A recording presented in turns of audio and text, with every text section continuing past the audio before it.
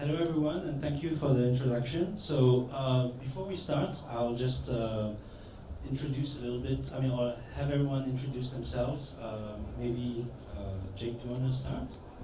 Oh, okay, cool. Hi everyone, my name is Jake. I'm a new media artist based in Singapore, but I also run my own small little creative tech agency called Sirocco. So essentially we build like AR, VR, XR experiences, projection mapping, anything under the sun of art and technology. Yeah.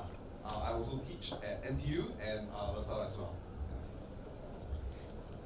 Okay. Okay.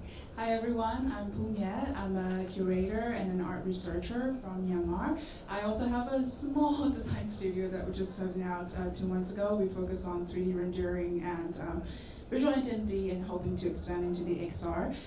Today I'm here to talk about my project Reimagine City, Reimagine Home, which is like an AR-based art project that is there to support artists that cannot have a physical space to create or are unsafe to express due to the political crisis in Myanmar, and to touch on some of the projects that I've done that uses XR for community building through art. Yeah. Thank you. And so for myself, I'm Etienne, the director of digital experience at Kingsman, KR&D, so the digital creative arm of the group. We do a lot of exhibitions, trade shows, thematic experiences, and our goal is to utilize different technologies such as XR to make the experiences more compelling and interesting and memorable. I think just to introduce a little bit of the topic of today again, right, is we want to examine the role of AR and VR in the preservation of cultural heritage and the enrichment of arts and education.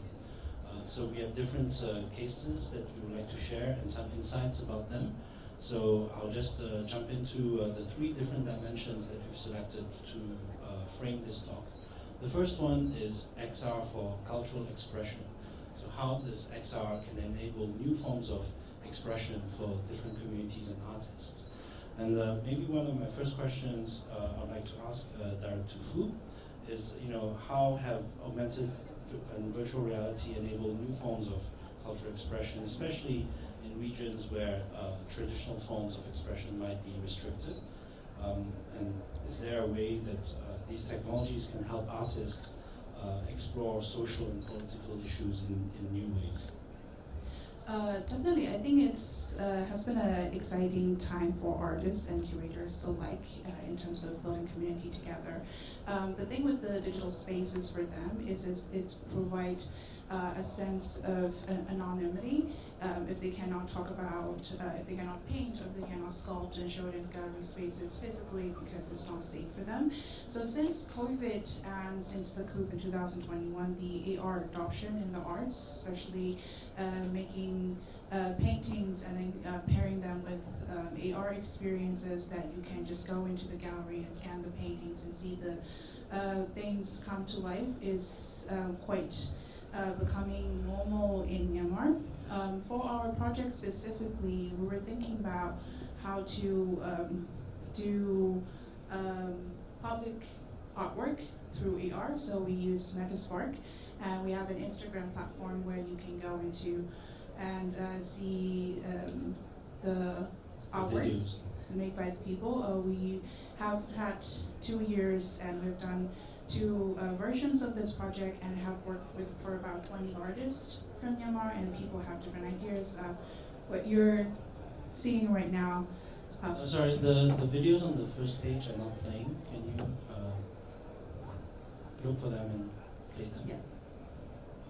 Thank you. Okay, cool. So we have on the lotus flower. Yeah. There.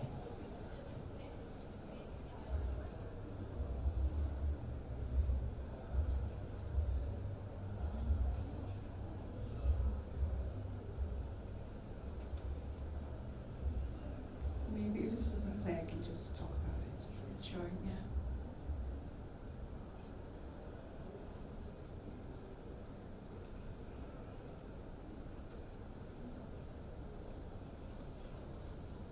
It's okay, you can go back to the previous page and then I will continue the talk first. Yeah.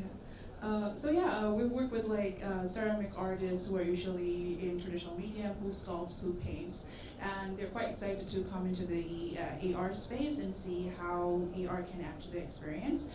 We've actually done an exhibition in Myanmar, and it was a time where it's not popular and only 30 to 20 people will come to opening, but we have up to about 70 people at our opening. And there's a lot of gamer, 3D designers, and arts and culture people are converging in these spaces. So as it continues on, I'm excited to see what kind of collaboration happens between technologists and artists. Okay, thanks.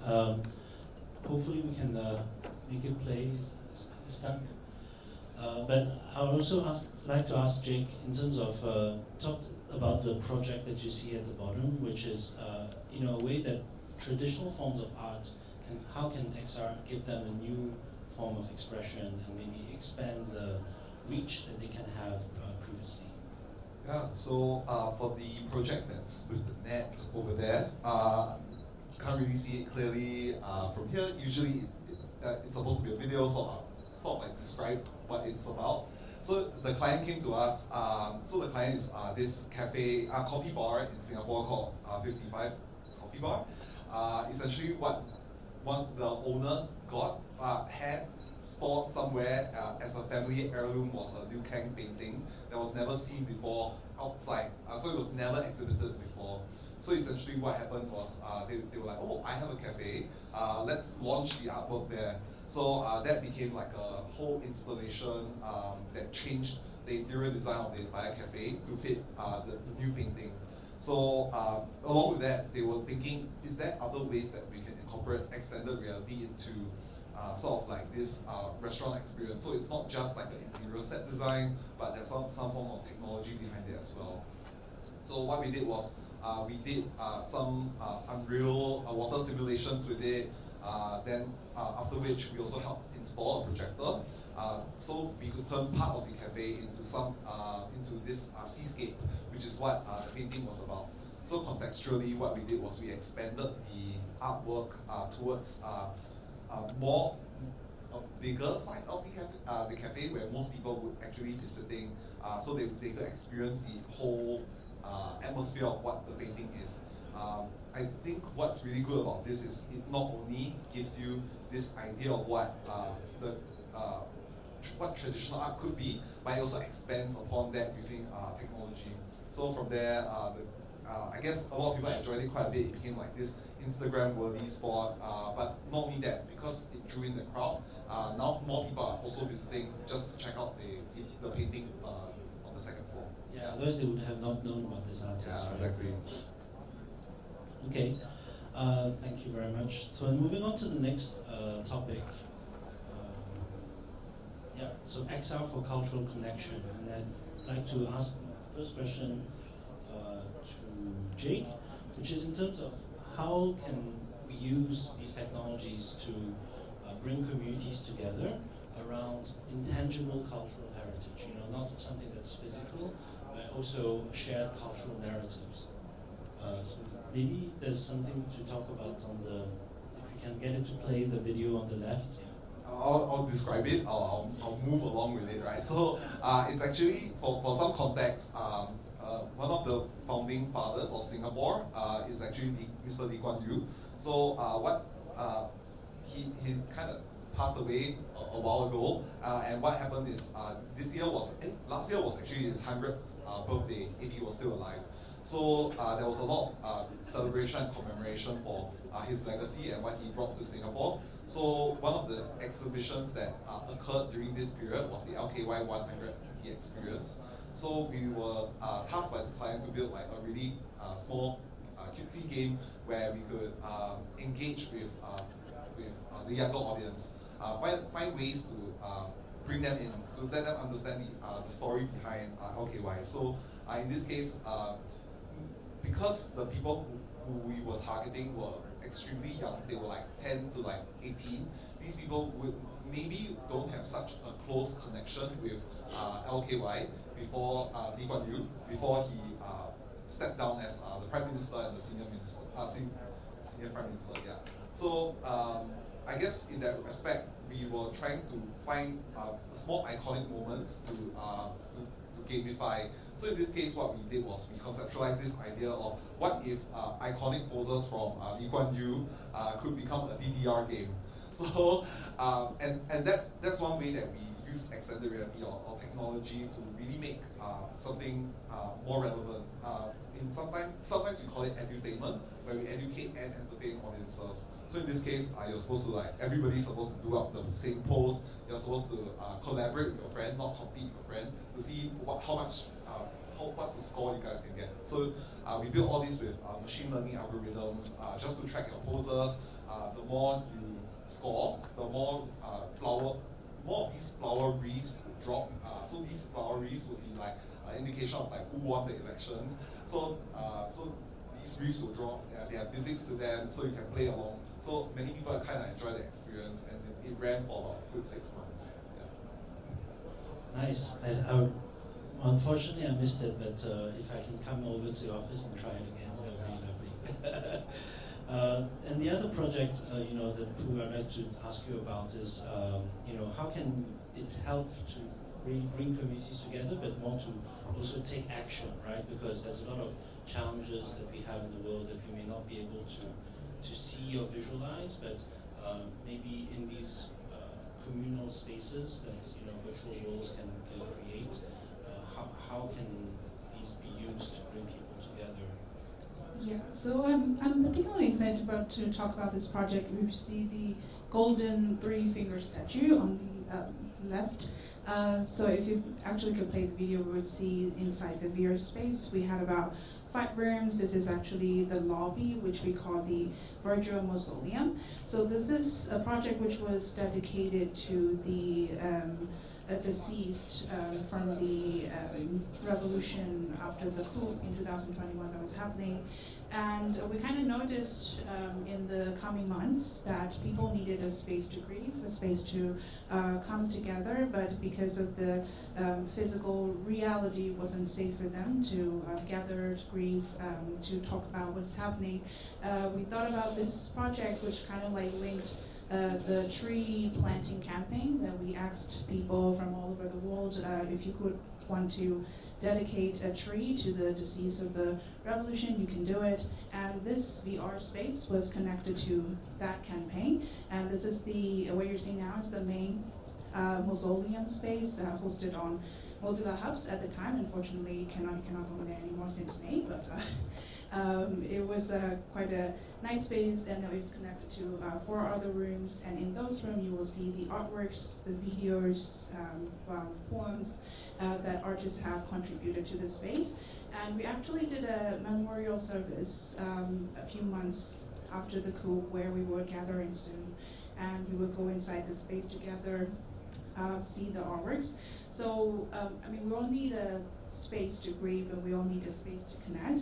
So when that was not possible physically, or when people are in great distance from each other, I think this VR space provided a sense of community, a sense of communal activity, where you can also feel connected through the artworks and grieve when you cannot do it outside. Yeah.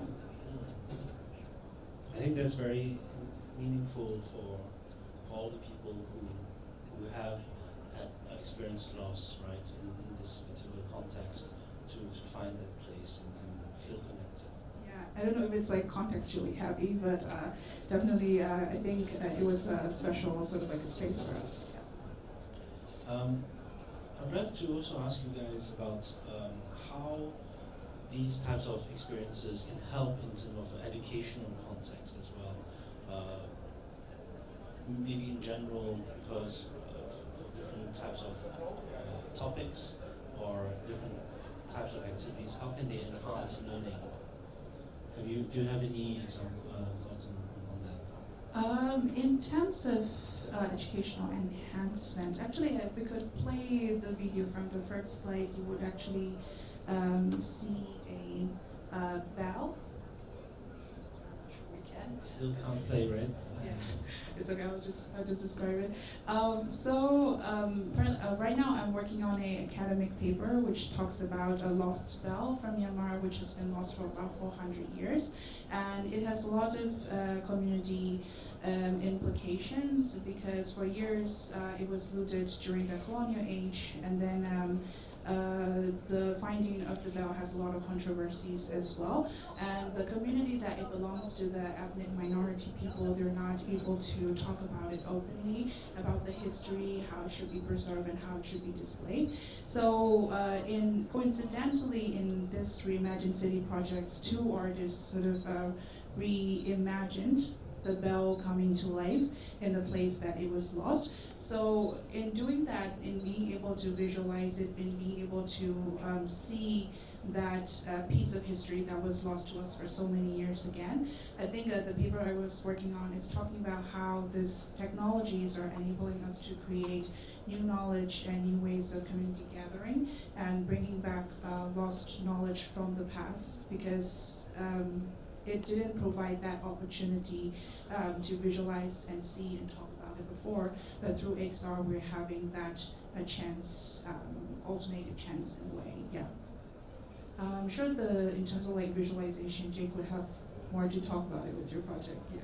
Yeah, I mean, it's really interesting when it comes to education, right?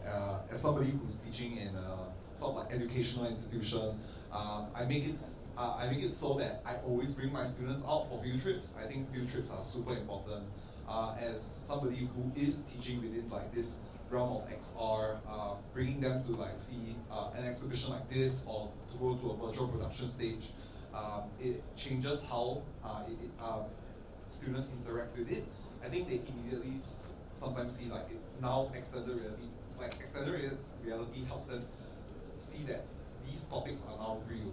They are not just something that you see on a textbook, not something that you work on in school. So I guess bringing some of my students to see the entire LKY exhibition, some of them are quite young, so like they're like 19, 20, they're like, oh, I don't really know too much about LKY, but now with that contextual knowledge, not just with experiences like this, but there's also like the whole like information, education part of things. They gain a lot more knowledge, and I think XR is somewhat of a tool moving forward to see what we can do with cultural engagement and how that can be elevated. And I guess a segue to that, maybe because Kingsman has done so many new like projects, one of them is right now showing. I just opened. So maybe Etienne, you can tell us a little bit more about like a project that used or recreated historical events or places and how that impacted like the audience's understanding. I think, I mean, it's one of the projects that you can see on the left here is the pagoda exhibition at the Asian Civilization Museum that we created, both the physical exhibition as well as the VR experience that you can see in the bottom left. But I think it's also very similar, I mean, in the conceptually to your Anchor project that you did also, right? And I think that the world is so big and there's so many different places that you cannot learn about without going there or without seeing them, also back in time, and not just space but also in time. So what's I think very meaningful and interesting about this pagoda exhibition is that these pagoda models that were made by orphans back in Shanghai and then gifted to the World Exhibition in San Francisco in 1949, they were left in the US for basically 70 years, and this is the first time they're coming back to Asia. And some of during that time, from the time they were created to now, many of the pagodas that they were built based on don't exist anymore. So in a way, the physical artifacts are a representation of them, and it's really very nice for people to go to the museum and see them, and because some of the architectures are really quite fantastic. But also in terms of bring to life the stories that are behind the pagodas themselves, the cultural significance, what people were doing there, and how they decorated the ceilings and the untold stories.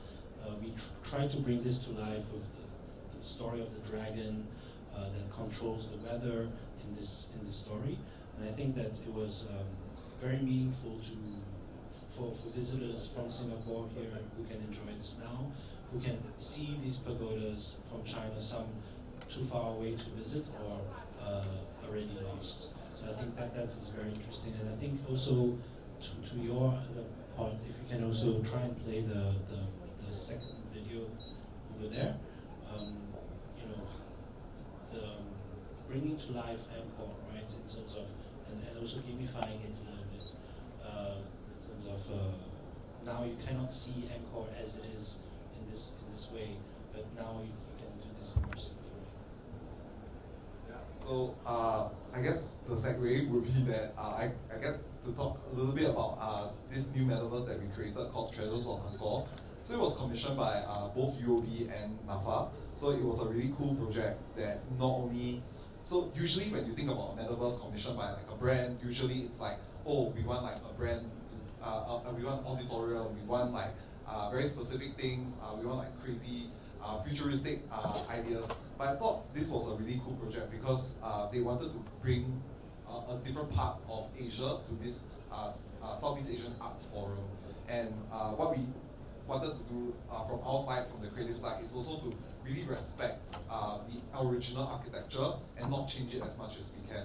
So in that way, what we did was we worked very closely with not only UOB, but also with NAFA and a bunch of other stakeholders to make sure that it's both accurate and also whatever gamified elements that we put in are also like true to nature, and it really helps to educate the audiences about the context of the Great Temple. Yeah. I mean, that's right. Also nice to my next question, which is, generally speaking, what are some of the challenges or considerations that we have to take into account when we're trying to work with cultural heritage in XR?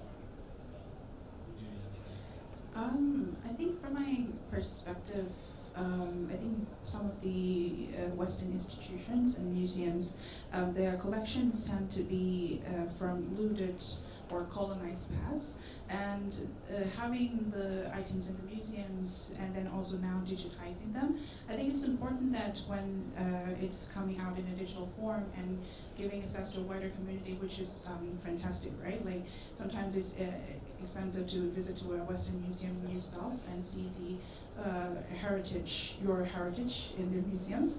But the consideration should be that whether if you have done enough research on the past history and how some of the items are not really for display, but therefore they have religious purposes. So if you have done enough research to understand the full context of the objects, and also if you have involved the community that these works belong to, so that when you're representing them, they are in a respected format that does not disrespect the community in any way. I think that's some of the smaller considerations you have to make when making these sort of like digitized projects, I think, yeah. I think also in terms of disclosure, right? Because the boundary between education and factual reconstitution or documentary and let's say entertainment or games, which all have their place, right? You talked about edutainment earlier. Bringing in the fun is really important to make these experiences interesting, but making sure that people know that they are positioned as such, so that there's no confusion between what is the real part and what is the embellished part. And my last question for both of you is really, it's actually about how can XR be combined with other tools, other technologies, but also just spatial design or mobile or other forms of technologies and disciplines to create more innovative experiences. I think we're going to run out of time soon, but I'll quickly touch on one interesting thing that we did.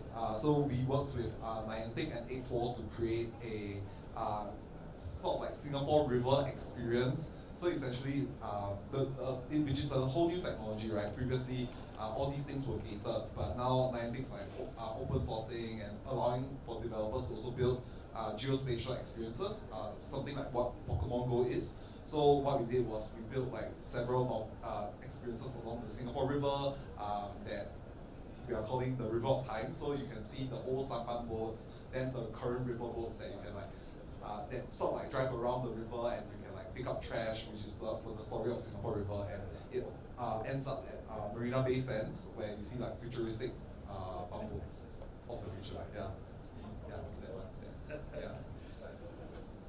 I think that's very interesting. Would you anything to add on this? For me, in terms of platforms and tools, rather than being tech, I think I'm more interested in like people resources. So if you're especially working with artists and trying to onboard them, trying to make them use your technology, I think it's important to consider not thinking about upskilling them, and also how do you create points of collaboration, points of collectivity between the technologists, the artists, and the managers. I think that's how our projects come to life as well. So because if you work with a ceramic artist, they are very already skilled in their own medium, right? And you bring your technology, and other interesting, engaging possibilities appear from that. So I would definitely touch more on the people resources. Yeah, I love this part about collaboration between different artists from different mediums, but also between the artists and the audience themselves, right? So that it can really be more participative form of art. And I think that's also the beauty of all these types of digital creative artistic platforms. Thank you very much. And if any, thank you very much. Questions? But we'll be sticking around.